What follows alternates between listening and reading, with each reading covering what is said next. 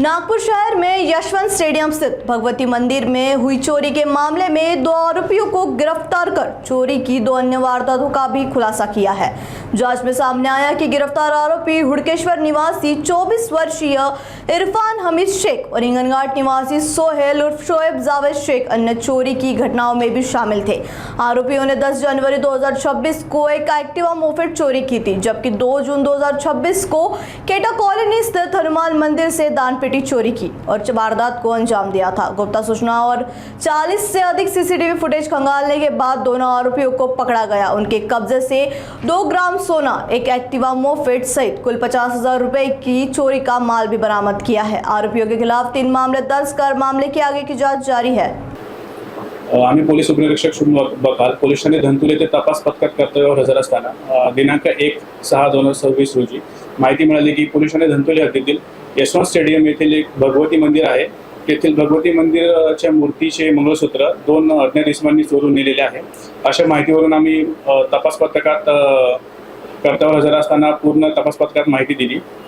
घटनास्थळावर तसेच सीओसी येथील तब्बल 40+ कॅमेरे चेक करून तसेच गुप्त माहितीच्या आधारे आम्ही 2 आरोपी हे डिटेक्ट केलेले आहेत। दोघांचे नाव आहे इरफान हमीद शेख, वय अंदाजे 24 वर्ष, राहणार कोठाणे वाटोडा, तसेच सोहेल उर्फ लाला जावेद शेख, वय अंदाजे 22 वर्ष, राहणार हिंगणघाट वर्धा। अशा दोन्ही आरोपींना आम्ही ताब्यात घेतले असून अटक केलेली आहे। माननीय न्यायालयाने 2 दिवस PCR मंजूर केलेला आहे।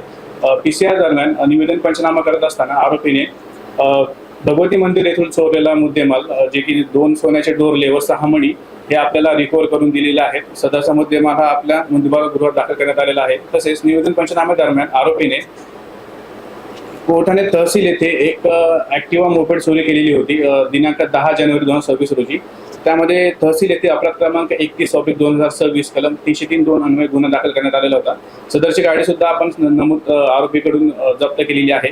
तसेच दिनांक 2/6/2026 रोजी याच आरोपीने कोठाणे लकडगंज येथील क्वेटा कॉलनी येथील एका अपार्टमेंटमधील मंदिरामध्ये जे की हनुमानजीचे मंदिर आहे तेथून एक दानपेटी चोरी केलेली होती।